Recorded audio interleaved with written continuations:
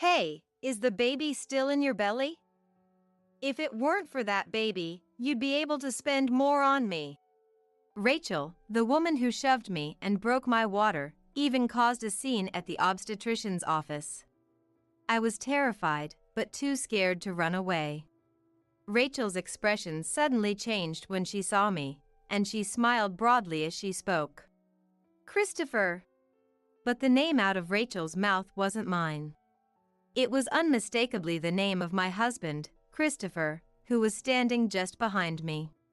Why don't you just dump her already? She's not even that pretty. Huh? I mean, she's not my wife. But Christopher said this to Rachel, who was arrogantly complaining. My name is Kimberly. I'm currently 26 years old. I've been married to my husband, Christopher, for just 1 year now. Born to loving parents, I spent my school years at a prestigious private girls' school. When I entered university, it was my first time attending a co-ed school, and I struggled to adjust to an environment with men. That's when Christopher, 3 years older than me, approached me. I had never interacted with older men before, but Christopher was very kind to me. He was the first man I ever opened my heart to. Eventually, I developed feelings for Christopher, and he accepted my feelings in return. A few years later, we got married. Now, we rent an apartment and enjoy our life together as a couple. On our first wedding anniversary, something wonderful happened to us. I found out I was pregnant. My period was late, so I took a pregnancy test with hopeful anticipation. Seeing the result, I cried tears of joy alone. And of course, I never doubted that Christopher would be just as happy. A few days later, I visited the obstetrician, and my pregnancy was confirmed. That evening, I shared the news with Christopher. Christopher, I need to talk to you. What? Why so formal? What's going on? Actually, I want you to open this. I handed Christopher a neatly wrapped box containing the ultrasound photo and maternity record, aiming to surprise him as I had seen on social media. Surprised, he took the box from me. What's this? A gift for our first anniversary? Well, just open it. I'm so happy. I didn't get you anything, though. Thank you. Christopher smiled as he placed his hands on the box. But as soon as he opened it and saw the contents, his expression darkened. What? What is this? He probably couldn't process it right away. Seeing this, I smiled and began to speak. Actually, I'm pregnant. I went to the hospital and it's confirmed. I'm already 10 weeks along, and I got the maternity record, so I brought it with me right away. However, Christopher's face remained clouded even as he listened to my story. So, where's the present? What? Are you saying your pregnancy is the present? The moment I heard those words, my face froze. I thought he'd be happy, but maybe I had expected too much. I opened my mouth timidly. Aren't you happy? No, I'm happy. But you got me all excited about a present, and then it's just this. You know I wanted a new wallet, right? It's true that Christopher had mentioned wanting a new wallet. Feeling guilty for leading him on, but also wishing to see more joy from him, I responded. About the wallet. Never mind. Whatever. He threw the box containing the maternity record and ultrasound photos across the room and left, clearly in a bad mood. I'm not hungry.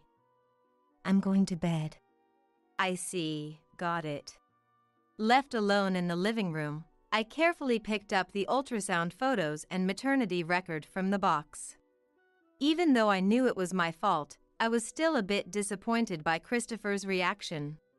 Sometime after that pregnancy announcement, I bought Christopher a wallet as promised. It was an expensive one from a high-end brand. Christopher was very pleased with it. While I was happy about that, I carried a sense of dissatisfaction throughout my pregnancy. Despite this, the baby continued to grow healthily. However, during my 7-month pregnancy checkup, I was diagnosed with a threatened preterm labor and was suddenly hospitalized. I had felt some abdominal pain from time to time. I thought it was temporary, but my cervix had shortened more than I expected, and I was completely banned from any activities except for using the bathroom. When the hospitalization was decided, Christopher scolded me harshly. "What were you thinking? If you felt something was wrong, you should have gone to the hospital right away." Still, I was honestly glad that Christopher started to seriously care about the baby. Although he was busy with work and couldn't visit me often, my mom took care of me during my hospital stay. It's hard not being able to move. I want to go home. When I occasionally voiced such weakness, "Your baby is struggling more, so stay strong. You're already a mom now," she would tell me. Her support was very reassuring. However, I felt lonely without Christopher. I must have been emotionally vulnerable. I understood that Christopher was busy with work. But even so, I wanted to see him even for a little bit. I would text him, but his replies were slow, and I spent my days looking at photos on my phone when Mom wasn't around. One day, I made a new friend. Her name is Samantha Lopez, and she was also hospitalized for threatened preterm labor. Just like me, she wore the hospital pajamas and was pushed around in a wheelchair by a nurse whenever she needed to move for examinations. I had a feeling she was in the hospital for the same reasons, and one day, she asked for my contact information. "We seem to be around the same age, and our bellies are about the same size. I thought it would be nice to talk." I was delighted and exchanged contact information with her. She was 2 years older than me, but like me, she was a first-time mother and was hospitalized for the same reason. Our due dates were roughly the same. We had a lot in common, and Samantha's presence was very reassuring. Samantha, too, spent her time mostly in bed, only getting up to go to the bathroom, so we started chatting on our phones. We played the same games and exchanged items, and she lent me some manga, which made my hospital stay much more enjoyable. Samantha and Kimberly are like real sisters. "You even look alike," people would say, and we became that close. Since neither of us could move much, it was only natural that we grew close. One day, Christopher came to visit. It seemed he had a day off work and had been out drinking late the night before. Even though his visit was brief, I was very happy that he came. I made a friend. Her name is Samantha Lopez. I told Christopher about Samantha. Christopher tilted his head slightly. "Lopez." And he muttered, "What does her husband do for a living? Where do they live?" I don't know what her husband does, but she said they live in an apartment near the station. We even talked about how our kids might go to the same public school district since it's close to our place. When he heard this, Christopher looked surprised. Then, with a bit of excitement, he said something surprising. "She might be the wife of the executive vice president at my company. They live in an apartment near the station, and there's been talk about his wife being pregnant." Really? That could be possible. It's amazing that you might even work at the same place. I was genuinely surprised. So many coincidences seemed to be piling up that it felt like there was some special connection. However, it didn't seem like Christopher saw it that way. He had a sly smile on his face. "Make sure you stay close to her. It'll definitely come in handy later." I froze at his words. Being friends with the VP's wife could be useful. If our kids become friends, it could open up connections and maybe even be a shortcut to a promotion. "Wait, what are you saying?" "I'm glad you got hospitalized. Make sure to say hi to the VP's wife for me." The happiness I felt from Christopher's visit crumbled in an instant. Even though our friendship was brief, Samantha and I supported each other as dear friends. We shared our hardships and anxieties, living each day praying for our baby's safety. Yet Christopher didn't understand or care about my situation or feelings, and even said he was glad I was hospitalized. It was incredibly shocking and painful to hear him say such things. After that, Christopher visited a few more times, but all he ever cared about was whether I had gotten closer to Samantha. He never asked about the baby's condition. It was pathetic, even for my own husband. Eventually, the doctors determined that as long as I didn't overexert myself, I could likely carry the baby to term. I was discharged from the hospital and returned home. I'm so glad for you. Now all that's left is to wait for the baby to arrive safely. Samantha rejoiced in my discharge as if it were her own. Samantha, hang in there a little longer. Call me anytime, even in the middle of the night, if you need anything. Samantha, it seemed, would remain in the hospital until she gave birth. Although I was a bit worried about her, we promised to have healthy babies and parted ways for the time being. Returning home, I planned to stay off work until the baby was born and then take an extended leave. Though I was concerned about Samantha, I was relieved to be back home safely. However, a few days after returning home, just as I entered the final month of pregnancy, the doorbell rang in the evening. Delivery. It was a woman's voice. During my hospitalization, I hadn't been able to prepare for the baby's arrival, so I had ordered a lot of things like baby clothes and a heavy stroller as soon as I was discharged.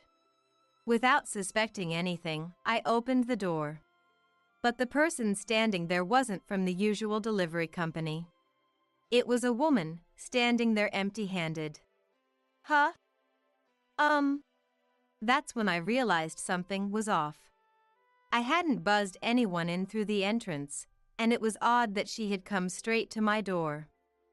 Usually, the delivery person was a middle-aged man. There had never been a female delivery worker. As I began to feel suspicious, "Are you Kimberly Wilson?" the woman asked. "Yes." Still thinking it might be a delivery, I instinctively responded when she said my name. In that instant, the woman shoved me with all her might. "Ah!" I screamed as I fell. I heard a popping sound at the same moment, but as I watched the woman who had pushed me run away, I panicked and shouted, "Stop!"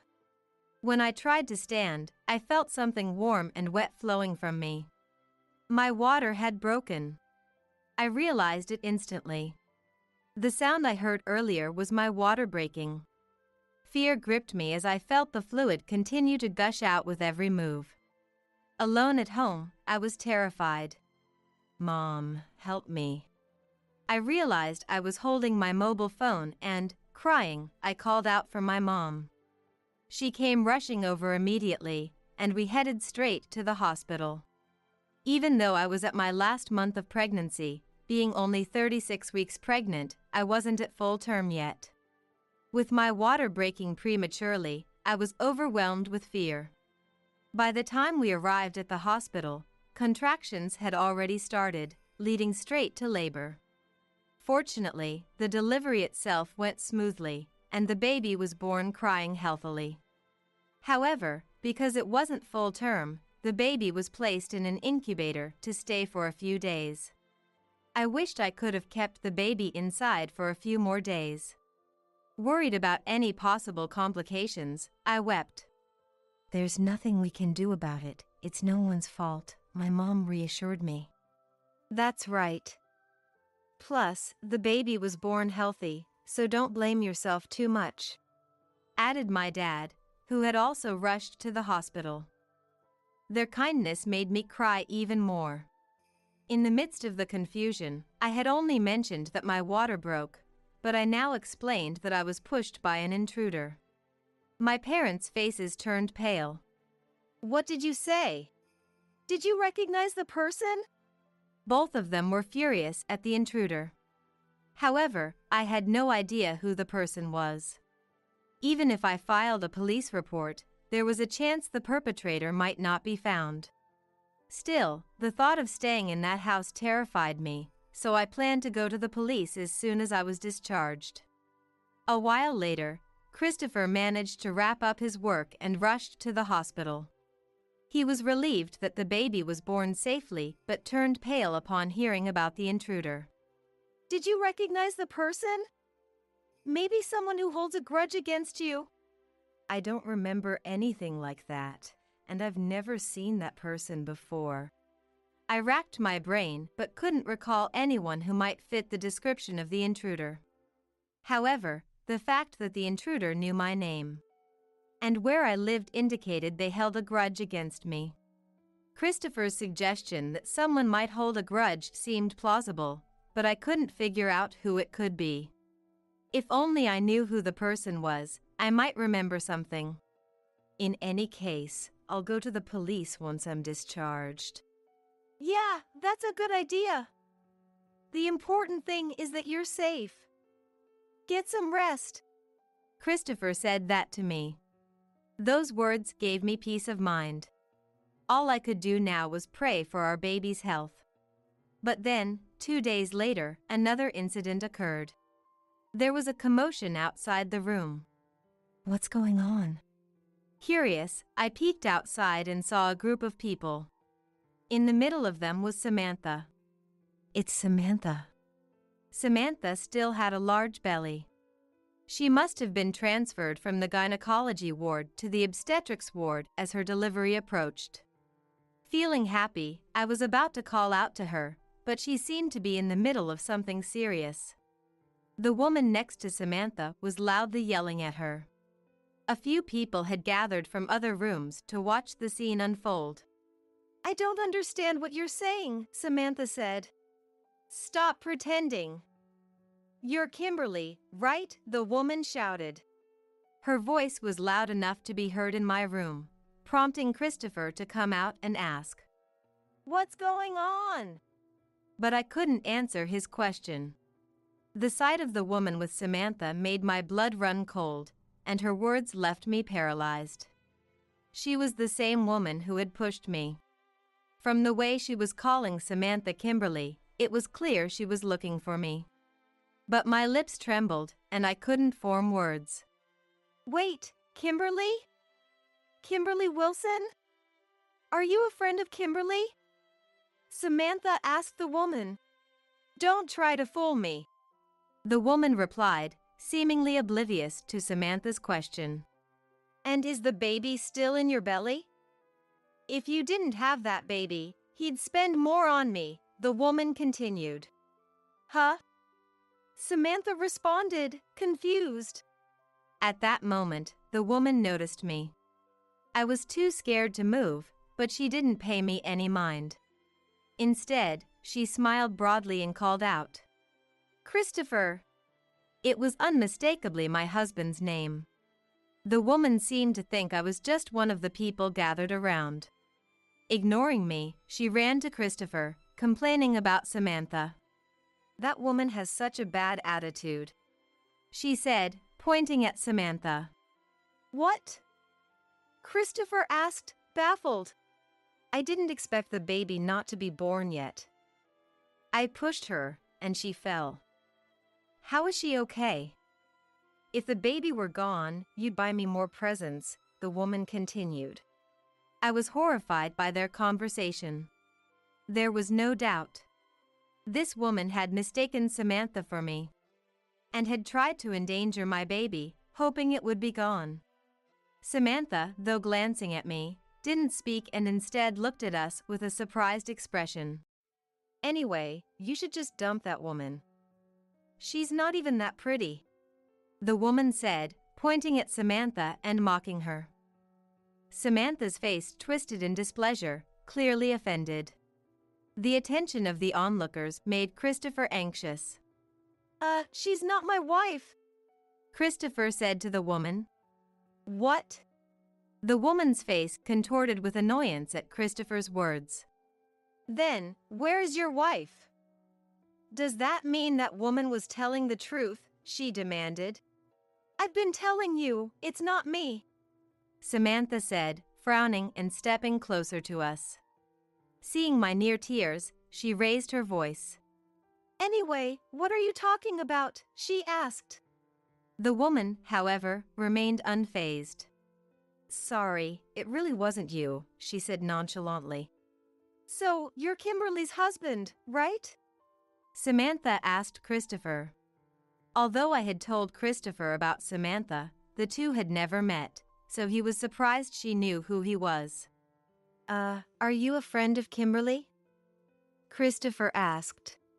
That's not important right now. What matters is, what did you mean by she pushed Kimberly? Who is this woman? Samantha said rapidly, demanding answers from the two. Christopher and the woman exchanged glances. I'm sorry for dragging you into this. This is our issue. Christopher apologized to Samantha. However, Samantha remained stern. It may be your issue, but I want to know what happened to Kimberly. Did you really push her? Who are you? She insisted, voicing my own thoughts. The woman replied, I'm Rachel, Christopher's girlfriend. I didn't push her, I just gave her a little shove, and she fell. It was more like an accident. Hey! Christopher hurried to cover her mouth, but it was too late. I had heard everything. When I had told Christopher about the assault, he had speculated that someone must have had a grudge against me.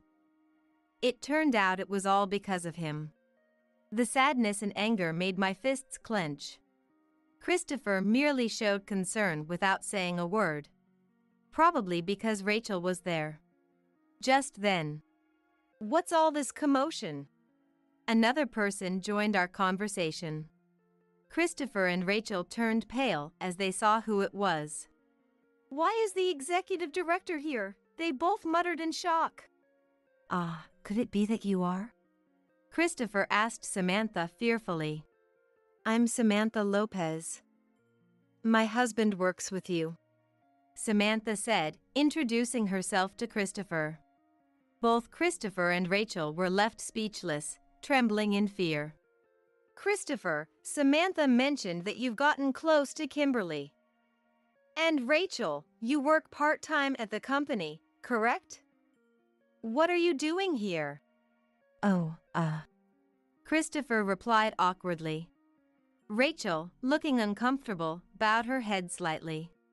It seemed Rachel was indeed working part-time at Christopher's company. Listening to their conversation, I stepped forward and spoke up. I'm Kimberly Wilson. Nice to meet you. Rachel finally turned her gaze to me, looking surprised. Meanwhile, Daniel spoke again. Oh, so you're Kimberly. Samantha has mentioned you. You've already given birth? Yes, it was quite a difficult time, I replied. Rachel fell silent at my words. She had been acting so high and mighty just a moment ago, but as soon as her boss showed up, she couldn't say anything. How pathetic. I'd like to understand the situation here. It was Samantha who answered Daniel. She's Kimberly's husband's girlfriend. Girlfriend? Daniel's eyebrows knitted together in a frown. Christopher and Rachel tried to force smiles, but no one was fooled. I see that Rachel here also works at the same company as you. She pushed me, which caused my water to break prematurely. I was planning to report it to the police, so I'm glad I know her identity now. Rachel turned pale at my words, looking at me. But I refused to meet her gaze. I didn't want to see her face. Taking advantage of my silence, Rachel tried to slip away. Well, I'll be going then. Christopher, I'll contact you later. Wait! Samantha blocked Rachel's path, not wanting her to escape. I turned my gaze to Rachel. Before you go, can you give me your name and address? I asked, finally meeting her eyes. This time, Rachel couldn't maintain eye contact and looked down. At that moment, the commotion had caught the attention of others, and a nurse had informed the hospital director. What's going on here? The director asked, arriving on the scene. Nothing. Sorry for the disturbance. Christopher tried to calm the situation, but the hospital director's face remained stern and angry. I had seen her many times during prenatal checkups and my hospital stay, always greeting me with a warm smile. She was usually a kind and wonderful woman, but seeing her this furious was a shock not just to me, but probably to everyone present. Mr. Wilson, your wife was pushed, causing her water to break. Why are you reacting this way? According to reports, she was pushed by Rachel. The director's anger was directed at Christopher, who looked increasingly nervous. Rachel, reacting to these words, said, What? The culprit? That makes it sound like it's my fault. I didn't cause her water to break. She began to panic. She hadn't expected to be reported. It was clear she wanted to downplay her actions. However, the director responded. Kimberly had a high-risk pregnancy and had just been discharged. A sudden shock could very well have caused her water to break. That is. Pushing a pregnant woman, what were you thinking? It wasn't just the director. The nurse and everyone around were glaring at Rachel. Of course they would. In this place, there were women who had just given birth or were about to give birth, along with their families. Everyone was carrying precious lives within them. Rachel's actions were unforgivable in any context, but here, they were even more intolerable. Rachel was unable to escape or retort. Head nurse, call the police. With that single command, Rachel finally raised her head and began to apologize. I'm sorry. Please forgive me. You're apologizing to the wrong person. But the director's sharp words made her crouch at my feet. I'm sorry. Please forgive me. And she started to cry. Seeing this, Christopher put his hand on my shoulder. Rachel is apologizing, and I'm sorry too. Let's not blow this up by calling the police right away. Let's talk first. I felt a surge of anger. How could he say such a thing? There was no way I could forgive this. And it seemed I wasn't the only one who felt this way. Christopher, what are you saying? That's right, that's terrible. Samantha and Daniel stood up for me. Christopher, unable to defy Daniel, muttered, and shrank back. Then, the police arrived shortly after. Rachel, still crying, was taken away. Amidst a chorus of jeers from everyone present. Apart from Samantha, I didn't know anyone there, but their support made me feel incredibly strong. A few days later, Samantha also gave birth safely, and we both were able to leave the hospital without any complications. Our babies were healthy and full of life. I went back to my parents' home, with no intention of returning to my house. Since I wouldn't be able to move around much for a while, I planned to devote all my energy to my first experience with child-rearing and the divorce proceedings, with my parents' support. During this time, I received a call from Samantha. Daniel is furious with Christopher and Rachel, Samantha said, trying to be considerate. Of course, Rachel caused such an incident, so she's going to be fired, but Daniel also said he would do whatever he could regarding Christopher. I was deeply grateful for Samantha and Daniel's kindness. I was determined to go through with the divorce, and I would likely need their help in the future. Christopher visited our home a few times. I want to see Kimberly. Please, let me talk to her. He would shout from the front door, only to be turned away by my dad. You'll see her during the divorce proceedings.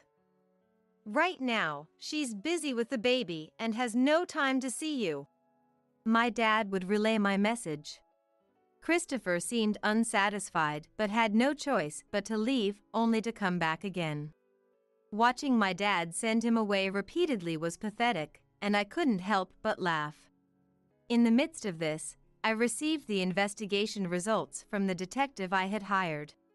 I had asked my mom to handle the arrangements right after I was discharged, because I wanted to know the truth about Christopher and Rachel's relationship.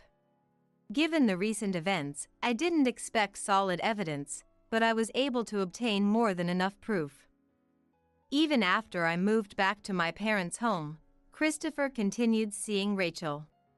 There were photos of them at a hotel and of Christopher entering Rachel's apartment, where she lived alone, all within just a few days. The next day, Christopher, unaware of what I knew, came to our house again. "Come in." My dad invited him inside, which was unusual since he was usually turned away at the door. Christopher entered the living room with a smile. I didn't want him to see the baby, so my mom was taking care of the child in another room. "Kimberly, you've finally forgiven me," he said, entering the living room with a relaxed smile. His smile irritated me. "What are you talking about? I'm here to get you to sign the divorce papers." "What? No way. I could never forgive you." Christopher froze. He had genuinely thought I had forgiven him, and the contrast in his expectations left him visibly deflated. "Please, I'll do better from now on. Can't you forgive me this once?" Christopher pleaded tearfully, hoping for reconciliation. "If you regret it so much, why did you cheat?" I replied, tears streaming down my face, but I couldn't bring myself to forgive him. Our conversation dragged on for over an hour without any progress. Finally, I handed over the documents from the detective. "I know you're still seeing Rachel. I'll be hiring a lawyer to demand compensation in the divorce proceedings. If you feel any remorse, reflect on your actions." Christopher turned pale upon seeing the investigation report. I felt no sympathy for him anymore. "If you truly regret it, divorce Kimberly," my dad urged. Reluctantly, Christopher signed the divorce papers, realizing he had no other option. "I just heard from Samantha. Daniel said he'd help however he can," I mentioned. "What?" Christopher looked bewildered.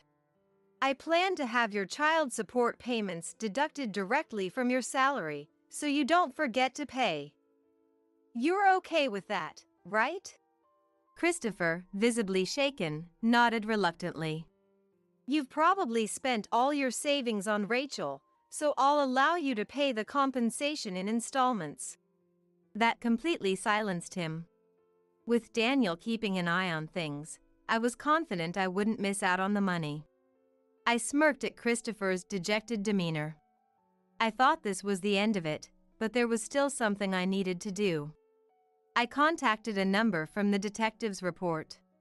2 days later. "Kimberly, I know you're there. What are you thinking?"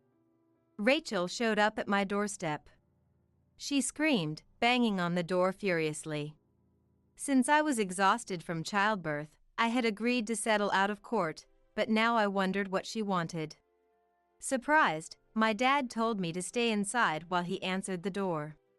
"What do you want?" he asked. "It's all Kimberly's fault." Rachel collapsed in the doorway, crying and crouching in despair. Watching from a distance, I couldn't help but smile. "Did your fiancé dump you?" I asked. Rachel lifted her head abruptly. The detective's report had revealed another fact. Rachel had a fiancé, an affluent man's son and a graduate of a prestigious university. It infuriated me that she had pursued Christopher despite having such an impressive fiancé. However, I hadn't informed Rachel's fiancé out of nowhere. But I had a reason to talk to him. "Can you blame me?" I didn't want our kids to be half-siblings. Since there's a chance the baby you're carrying could be Christopher's, I couldn't stay silent, I said. Rachel started sobbing even harder. Yes, she was currently pregnant. However, she didn't know if the baby's father was her fiancé or Christopher. She planned to marry her fiancé without disclosing this. Your fiancé is a wonderful person. He apologized on your behalf and said he was glad he wouldn't have to raise another man's child. The baby is his, Rachel insisted.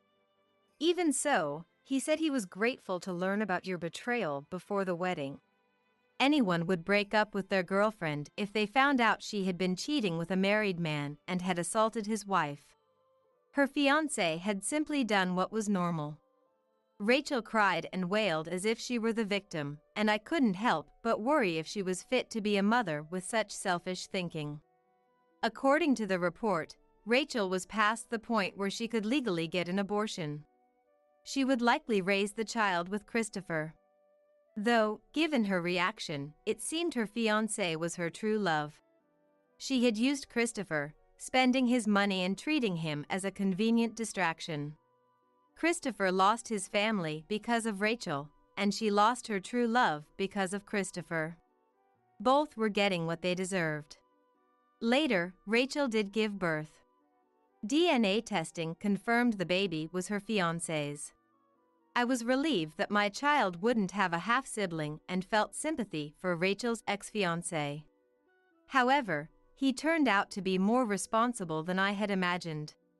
Let's get back together and raise our child, Rachel had brazenly suggested, but he firmly refused. He fought for and won custody of the child in court. Given Rachel's unemployment, history of violence, even if settled out of court, and lack of savings due to paying me off, she was deemed unfit to raise the child. Although mothers typically have an advantage in custody battles, this verdict was just. The child is innocent and undoubtedly mine. I'll do my best to raise them with my parents' help, he told me. I was confident his child would grow up well. Rachel, on the other hand, was devastated by losing custody. She returned to her parents' home and became a recluse. Having lost her fiancé, child, and job due to her own poor decisions, she deeply regretted her actions. Her parents, seemingly decent people, apologized to me. I don't wish happiness for Rachel, but please support her, I told them. I had no further feelings for her. Naturally, Christopher and Rachel broke up. Under Daniel's supervision, Christopher worked diligently to pay child support and compensation. Quitting wasn't an option. His affair with Rachel and subsequent abandonment by both her and me became the subject of workplace gossip, making things awkward for him. No matter how difficult things got for him, it wouldn't compare to my suffering. He risked his child's and wife's lives, and I hoped he'd spend his life making amends. Afterward, I continued living with my parents and raising my son with their help. He was born a bit early but was growing well and brought me immense joy. I planned to return to work once a child care center was arranged. Samantha and I remained close. Our bond stronger after overcoming tough times together. She became like a sister to me, and our friendship was invaluable. Being a single mother would be challenging, but I was determined to persevere. After all, I had many people on my side. When I get back, you promise to leave. And the end of this month is just around the corner. As a final task, why don't you sign the divorce papers? Next to Matt stood a woman with a child. The woman was holding hands with a child who looked to be around kindergarten age. Let me introduce my wife, Kristen. Kristen was still young and quite a sexy woman. As I said before, you and I are practically strangers now. You two no longer have the right to live in this house. As Matt said this, an eerie smile appeared on his face. Sign the divorce papers and you and our son can get out. Matt's gaze looked down on me and our son Noah with a victorious glint in his eyes. He seemed to believe everything was going according to his plan, but upon learning a certain truth, he suddenly fell to his knees. How could you do this? I thought you were just a clueless housewife. As he muttered this, Noah said in exasperation. What? Dad, you didn't know? When he showed him a book, Matt became half-crazed. My name is Layla. I'm a 42-year-old. A working mother. I have a 16-year-old son named Noah with my husband Matt, who works for a trading company. Matt's job keeps him busy both domestically and abroad, so I've pretty much raised Noah on my own. He's currently on a solo work assignment, so we're essentially living separately. Our main communication is through video calls and messages. Even though it's within the country, it's too far for a day trip. Matt only comes home around Christmas and Thanksgiving. Even then, he has to visit his parents who live about an hour away, so the three of us rarely get to spend much time together as a family. My relationship with Matt is neither particularly good nor bad. I suppose this is normal for a married couple who's been together for over a decade. There's familial love, but the romantic feelings have faded. He works for a major trading company, so we've never struggled financially. Since he is often away, I tried to stay home full-time when Noah was little. Matt agreed this so that Noah wouldn't feel lonely.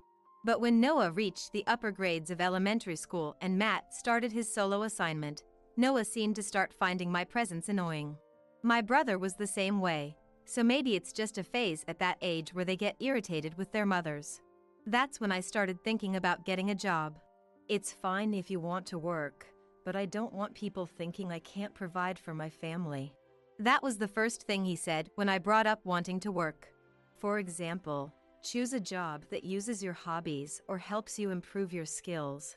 I thought any job would be fine as long as it suited me, but considering Matt's opinion, I decided to become an assistant at a flower arranging classroom. Many of the people Matt works with are foreigners, so I figured my experience studying flower arrangement at florists and design schools would come in handy. Sounds good. It'll probably be useful if I get transferred overseas too. Since he agreed, I've been working part-time at that job ever since. Although we don't have financial worries, I wanted to have a serious talk with Matt about Noah's future. You're right. I've been thinking we need to discuss the future too. I was relieved by Matt's response. Noah is a high school freshman and will be starting his sophomore year in the fall. It's about time to seriously think about his future path. There's talk of me returning to the head office in the fall. The timing would be good with the new school term. However, the talk about the future Matt brought up when he came home for the long weekend was something I never could have imagined. I want a divorce. Matt suddenly brought this up without any explanation. We've been separated for a long time now, so I think that's sufficient grounds for divorce. If we do it now, you and I can both still start new lives. Wait a minute. This is too sudden. Talk about being blindsided. I hastily interrupted Matt. We're only separated because you're on a solo work assignment. I never intended for us to actually be separated. But you didn't come with me, did you? That's because of Noah's schooling, and your dad too. My father-in-law Orlando is doing well, living alone in a retirement community. This house originally belonged to Matt's parents, but when we got married, they moved out to that condominium. Matt and Orlando don't get along very well. When my mother-in-law Maria was still alive, Matt at least kept in touch with them, but after Maria passed away, he completely cut off contact. I told you to just leave that man alone. He's in a proper facility, so there's no need for us to take care of him. Even if you say that, I can't just ignore him. There wasn't any major reason why Matt and Orlando's relationship soured. It was a buildup of little things over many years. Even with parents and children, sometimes personalities just clash. Both Orlando and Maria were wonderful people. That's why I maintained a close relationship with both of them, and stayed in touch with Orlando even after he was alone. I also visit the condominium from time to time. That's something you did on your own, isn't it? I never asked you to do that. He was right, but it's not something I can just dismiss so easily. It's the same with Noah's school. If you really wanted to, you could have transferred him. Weren't you the one who said you wanted him to go to that school? Noah enrolled in a school that goes straight through to university. Sure, I wanted that too, but if you really wanted to, you could have transferred him, right? That may be true, but we can't just do something like that. So that's how it is. You chose not to live with me. Anyway, I need you to sign this. Saying that, Matt handed me a filled-out form. I'm back now, but I doubt you'd want to stay with me in this situation. I'll go stay at a hotel or something. Leaving those words behind, Matt walked out of the house. I was left standing there, dumbfounded. Why are you sitting in the dark? Wait, where's Dad? Noah had gone to see a movie with a friend that day. By the time he got home, the late summer sun had completely set. It was around mid-afternoon when Matt had come home and left. Apparently, I had been sitting like that for several hours. What's this? Noah picked up the divorce papers that had been left on the living room table. What should I do? How can I possibly explain this? My own thoughts aren't even sorted out yet, and I have no idea what to say to Noah or how to say it. Seeing me frozen, Noah let out a sigh, put down the divorce papers, and left the room. Oh no, not only Matt, but my son is going to abandon me too. Lost in that thought, I was startled when Noah quickly came back. Here, eat. You can't think straight on an empty stomach. Eat well, sleep well, and then we'll think about what to do next. Saying that, Noah held out a plate with 2 large sandwiches on it. He must have made them with great care. Realizing that, I couldn't stop the tears from spilling out. Come on, just hurry up and eat. Pretending not to see my tears, he said that, and I ate the sandwiches while crying. The simple ham and cheese sandwiches tasted better than any fancy meal I'd ever had. After returning to his solo assignment location, Matt sent me several messages. The gist of them was, I want to get divorced by next spring. I'll properly pay child support for Noah until he's an adult.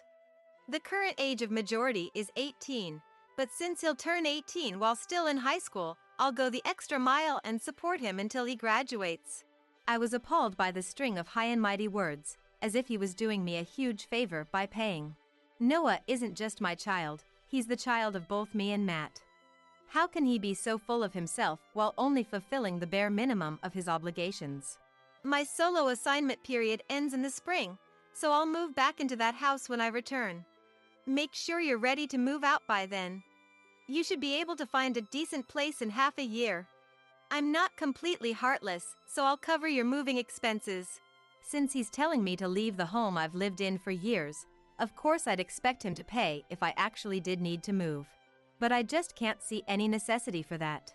Why do I absolutely have to leave this house? The reason for the divorce is the natural breakdown of our marital relationship, so I won't pay any compensation in a divorce trial. However, in recognition of your years of hard work as a housewife handling the housework and child rearing, I'm willing to provide some financial assistance. Of course, I won't demand any compensation from you in the divorce either. Of course, I don't feel there's any need for me to pay compensation in a divorce trial. It's not like I've been living a life of leisure. It's true that we've been living apart, but whenever Matt couldn't make it back here, I would visit his assignment location with Noah, and we interacted like a normal family during those times. I can't accept natural breakdown as a reason at all. If you don't think you can make a living with your current job, I'm willing to help you find a new one.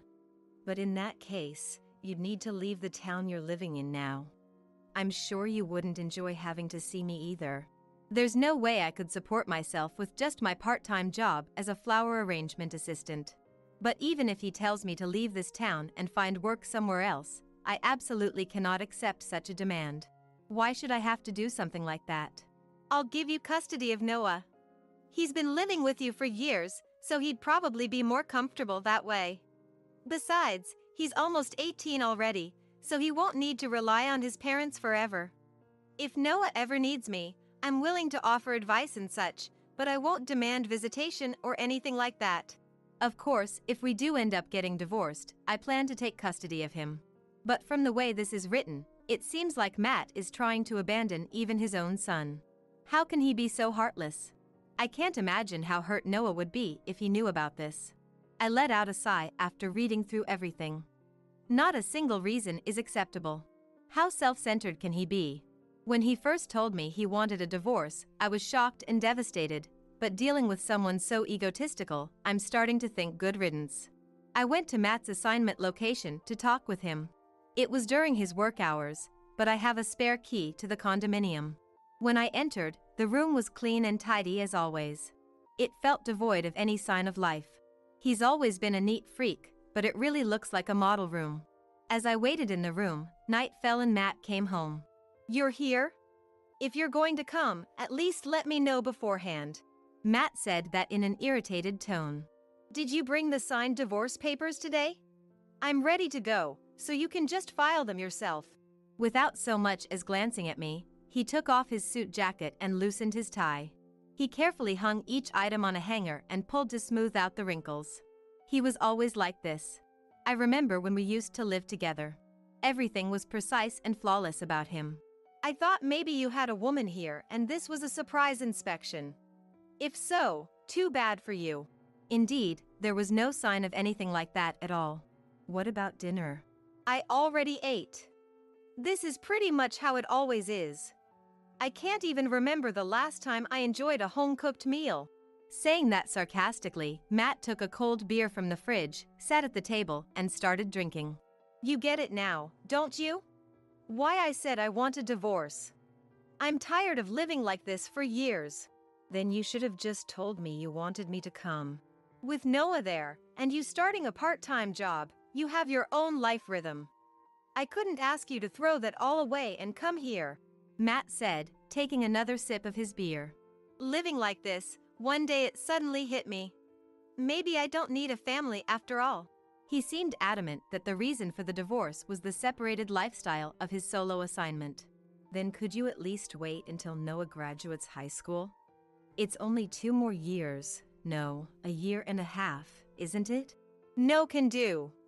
I want the divorce finalized by next spring. What's happening next spring? Matt reacted slightly to these words I blurted out without thinking. I told you. I'm being transferred back to headquarters. I thought it was a good opportunity. Can't we spend at least this last year living as a family, for just that short remaining time? No, it has to be by next spring. The discussion went nowhere, with Matt insisting no matter what that he wanted the divorce by next spring. Unable to do anything about it, I left Matt's room, stayed at a hotel that night, and decided to go home the next day. I couldn't bear the thought of waiting in that room to spend time alone with Matt. I never visited Matt again after that. I knew it would be pointless. Important matters were handled through recorded messages, and various things started moving towards the spring. First was discussing the unacceptable parts of Matt's proposal. I wanted him to pay for Noah's education until he graduated university. If that was unacceptable, I wouldn't sign the divorce papers. When I sent that, I got an angry phone call. I said until he turns 18 and becomes an adult. If you don't like that, then I won't pay a penny of Noah's child support after the divorce. That's impossible. We're still married until the divorce papers are filed. And you're obligated to pay child support until Noah turns 18. After going back and forth about it several times, Matt finally gave in. Fine, I'll pay for Noah's education until he graduates university, but only for 4 years. If he has to repeat a year or anything, I'm not paying a cent beyond that. Understood. Please cover the 4 years then. And put that in a notarized document. You're saying you don't trust me? Of course I don't. How could I possibly trust him? He's the kind of man who would suddenly demand a divorce for a reason like that. If I don't get it properly documented, who knows when he might change his mind. If you won't agree to that, then we'll go to divorce mediation. And if that doesn't settle it, we'll go to trial. When I said that, he put it in a notarized document. In exchange, I'm not paying any compensation in the divorce trial. Yes, that's fine. Of course, I won't pay either. Got it. Now hurry up and file the divorce papers. Every time he said that, I pointed out unacceptable conditions of the divorce. Let's talk about division of assets. I expect that to be handled properly as well. I supported you while you were unemployed, and you still want to take more? You weren't supporting me, I was raising your child. If you're going to call me an unemployed parasite, then we can settle it in mediation or court. When I said that, Matt looked displeased but agreed to the asset division, and of course I had him put that in a notarized document too. Matt had a high salary, so it amounted to quite a sum. You've taken plenty now, so just file the divorce papers already. Oh, I thought next spring was fine. Something else might still come up, so please wait. If you think dragging it out like that will make me retract the divorce, you're sorely mistaken. As spring approached, Matt became increasingly unable to hide his irritation. Why are you getting so irritated? It shouldn't be a problem if it's a little delayed. It's a huge problem. Is there some reason you're in such a rush? If there is and you tell me, I might consider it. Even when I offered a compromise, he said there was no such reason.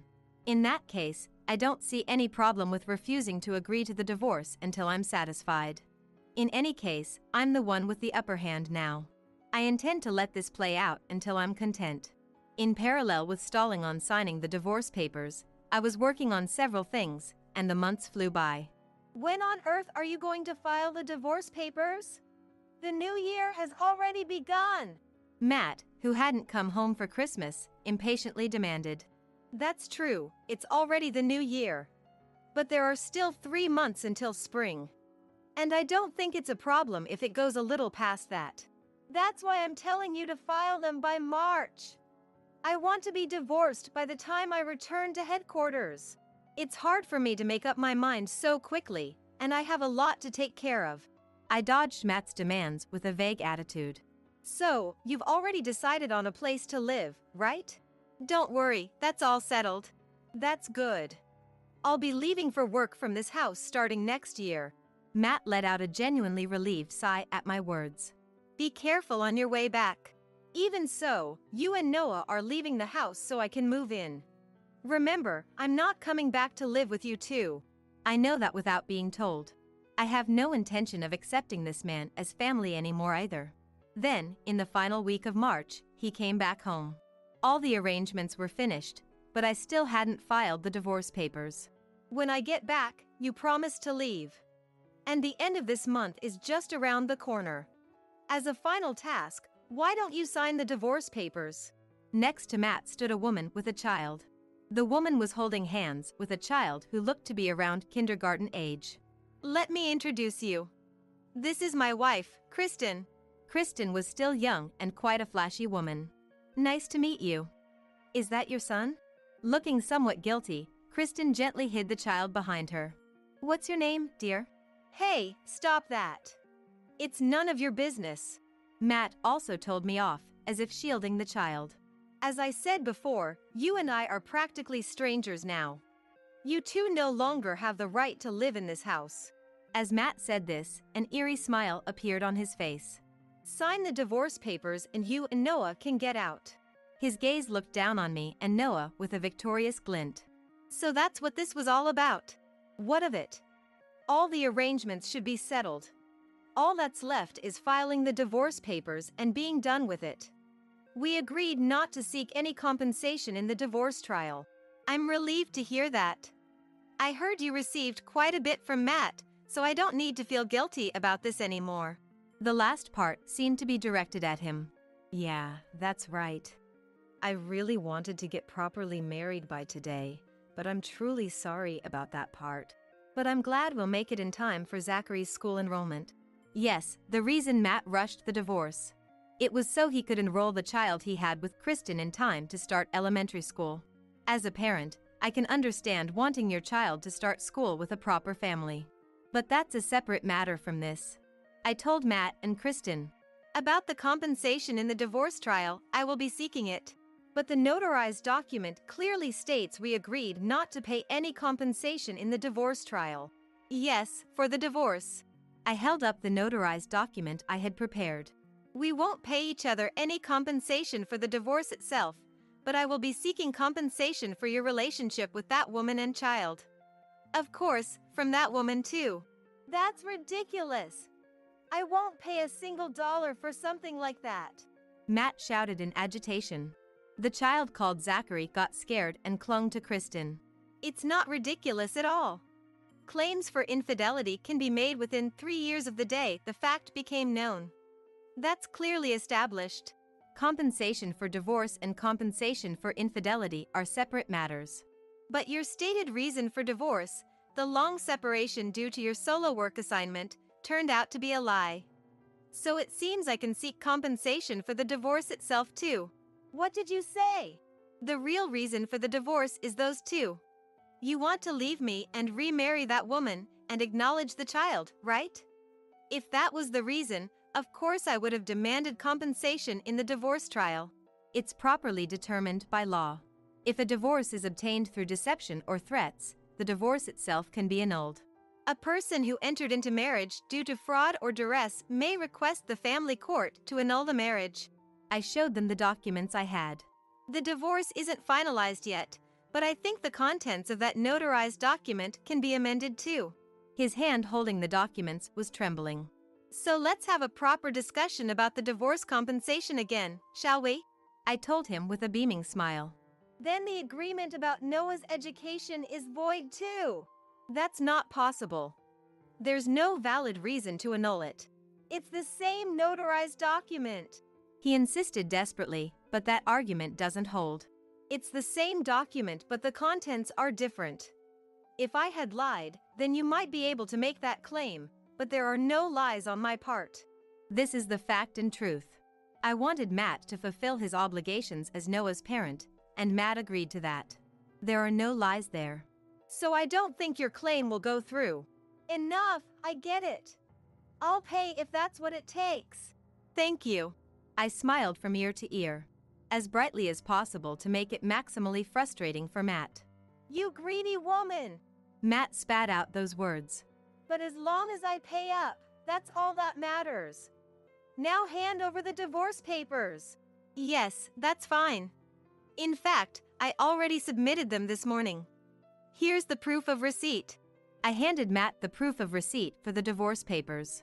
With this, it's a done deal.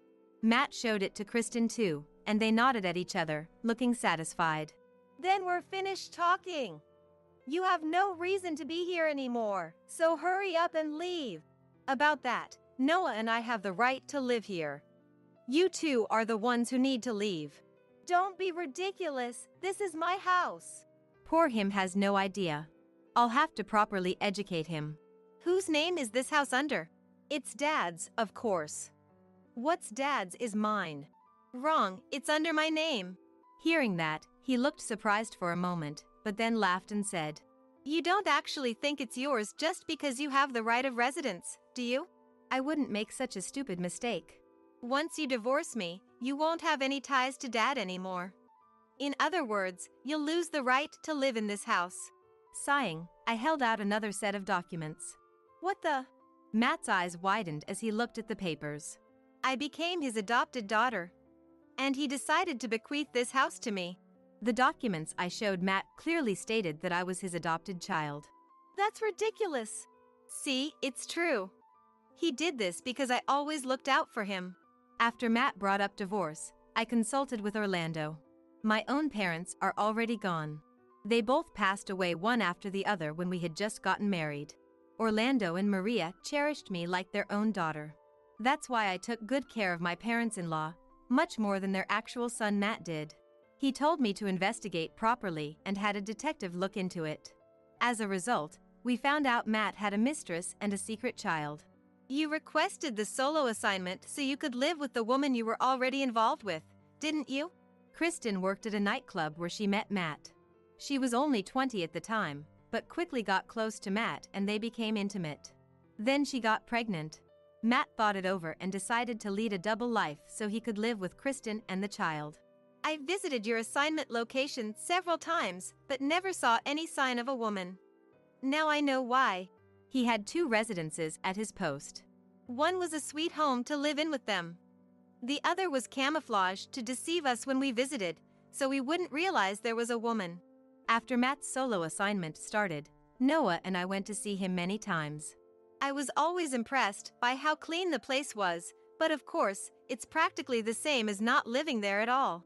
Matt had deliberately installed cameras in that house to get notified if someone entered the room. When Orlando found out, he was furious at how underhanded it was. He said he wouldn't leave you anything and it would all go to Noah. That's when he proposed adopting me. No way. Matt probably thought everything was going according to his plan, but upon learning the truth, he crumpled to the floor. Do you know what disinheritance is? He is going through that process now. What's that? Simply put, it means removing you as his heir. Once the family court makes its judgment, you'll formally no longer be an heir, and the inheritance will go to Noah through representation. When the decedent leaving assets wants to exclude an heir with rights from the inheritance for some reason, there's a way. In this case, he decided to do so because Matt was practically estranged from his dad, and because of his terrible treatment of his wife and child. After the asset-holding decedent passes away, the presumptive heirs who are presumed to become heirs have a right to a statutory share, a minimum guaranteed inheritance. Disinheritance is the final method used when you don't want to give even that minimum share. Orlando said he would do this due to his long-standing conflict with Matt, his gratitude towards me, his son's wife who stood by him instead, and as an apology for Matt's actions.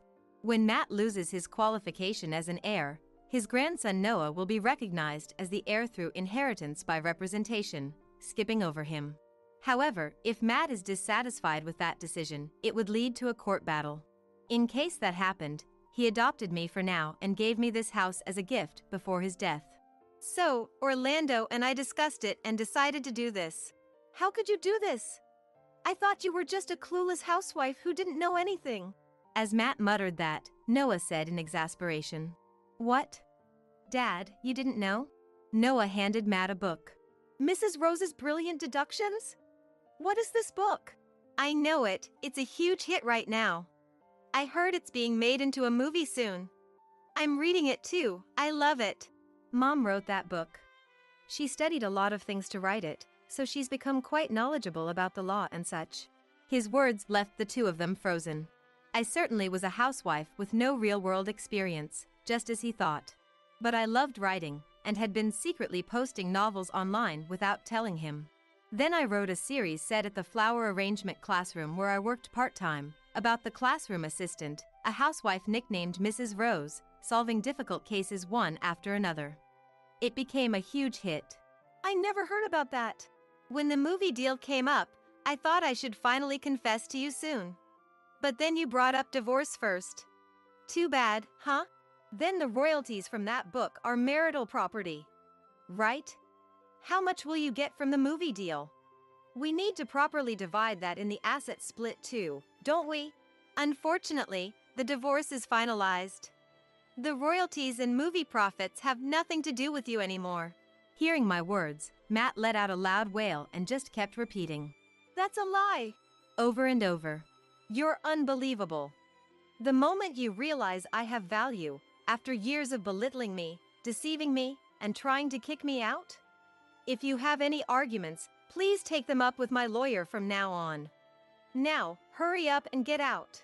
With that, I promptly kicked Matt, Kristen, and the others out of the house. I felt bad for little Zachary, but there was nothing I could do for him. Matt sent numerous requests for reconciliation, but of course I wouldn't accept something like that. More importantly, make sure you properly acknowledge Zachary. He's starting elementary school soon, right? It's sad to leave things as they are. Kristen also pressured him to acknowledge him, and it seems they got married and properly became parent and child. It's only natural to take responsibility for your own child. After the elementary school entrance ceremony was over and their life settled down, I waited a bit and then sent a content-certified mail demanding compensation in the divorce trial. After all, it was years of infidelity and a double life to enable it. The amount was quite substantial. You're making a lot of money now, aren't you? Then cut me some slack on the divorce compensation. Let bygones be bygones. He made such a ridiculous request, but of course I rejected it. Regardless of who I am, the fact remains that your actions hurt me.